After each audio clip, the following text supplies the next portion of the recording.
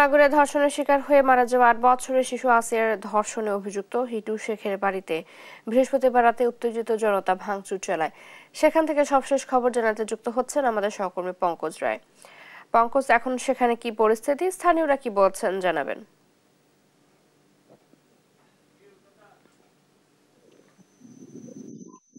ধন্যবাদ চৈতি। আমি এই মুহূর্তে আছি মাগুরার নিজনান্দলীয় মাঠপাড়া এলাকার ধর্ষণে অভিযুক্ত হিটু শেখের বাড়ির সামনে। আমরা কালকে যতটুকু জানি যে আসিয়ার বেলা ১টার দিকে মৃত্যু সংবাদ শোনার সাথে সাথেই এখানকার উত্তেজিত জনতা হিটু শেখের বাড়ির প্রাঙ্গণে অনেকে উপস্থিত হন এবং সন্ধ্যার দিকে যখন আসিয়ার লাশ হেলিকপ্টার যোগে মাগুরা স্টেডিয়ামে আসে এবং সেখান থেকে নোমানী ময়দানে প্রথম জানাজা শেষে গ্রামের বাড়িতে যখন লাশ নিয়ে রওনা হয়, তখনই এই হিটু শেখের এই বাড়িতে উত্তেজিত জনতা আগুন ধরিয়ে এবং হাতুড়ি পেটা দিয়ে তার ঘরের ওয়াল ভেঙে সবকিছু মাটির সাথে নিশ্চিহ্ন করে দেয়।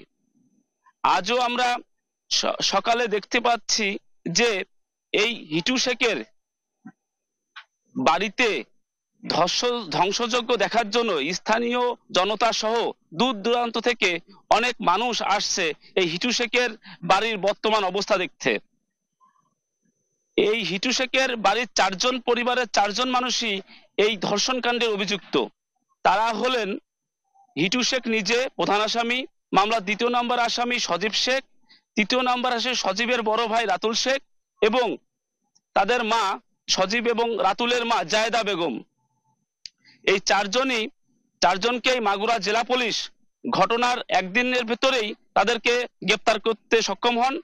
এছাড়া কালকে যখন আসিয়ার লাশ দাফনের সময় এখানে উপস্থিত ছিলেন সরকারের উচ্চপদস্থ অনেক কর্মকর্তা কর্মচারীরা। সেখানে খুলনা রেঞ্জের ডিআইজি মহোদয় সাথে আমরা কথা বলে জেনেছি, তিনি বলেছেন এই মুহূর্তে আমাদের প্রধান এবং অন্যতম কাজটাই হলো এই শিশু আসিয়া ধর্ষণের দ্রুত বিচার বাস্তবায়ন করা। এদিকে সিআইডির কাছে দর্শকদের রয়েছে মেডিকেল জিনিসপাতি, মেডিকেলের যে ইটাগুলো এগুলো রয়েছে, এগুলো ম্যাচ করার সাথে সাথেই তারা তাদের রিপোর্ট জমা দেবে এবং পুলিশ বলেছে খুব দ্রুততার সাথেই তাদের এই রিপোর্ট পাওয়ার সাথে সাথেই আদালত দ্রুত এই বিচারটা সম্পন্ন করবে। আমরা এখন সর্বশেষ এই মুহূর্তে মাগুরা নিজনান্দলী মাঠপাড়া হিটু শেখের বাড়ি থেকেই এটাই ছিল আমার কাছে সর্বশেষ সংবাদ। ধন্যবাদ পঙ্কজ। ধন্যবাদ আপনাকে। মাগুরা থেকে যুক্ত ছিলেন সহকর্মী পঙ্কজ রায়।